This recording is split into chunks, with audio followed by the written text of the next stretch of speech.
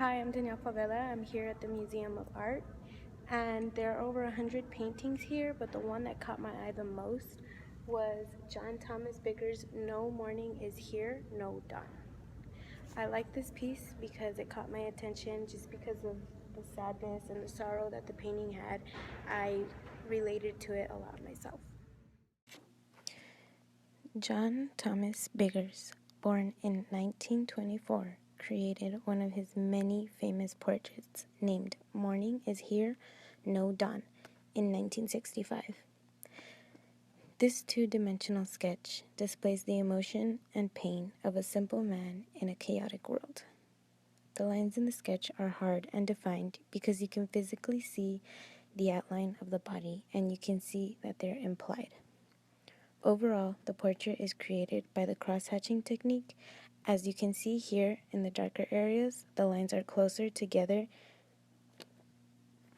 and the lighter areas, the lines are farther apart.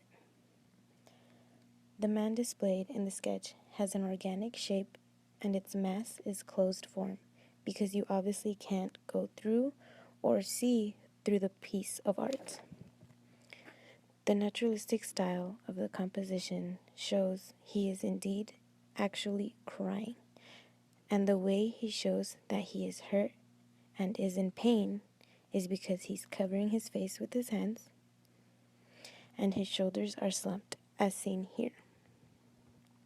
There's highlights seen in the sketch because the lightest part of the piece is around the man, which also shows positive shape.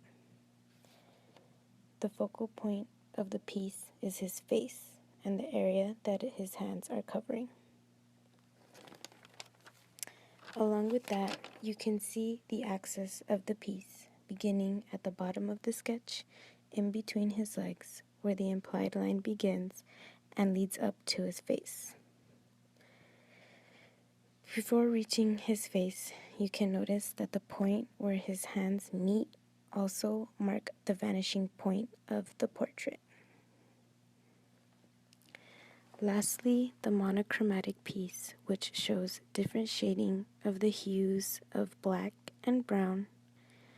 The value of the drawing is very dark and shows warm colors, which also have natural tones of brown and black shadows, as also seen here in these areas marked below. This piece touched me in an emotional way because you can feel the sadness in the sketch and knowing that even though the portrait only displays one man being affected, there's a whole population behind him feeling the exact same way.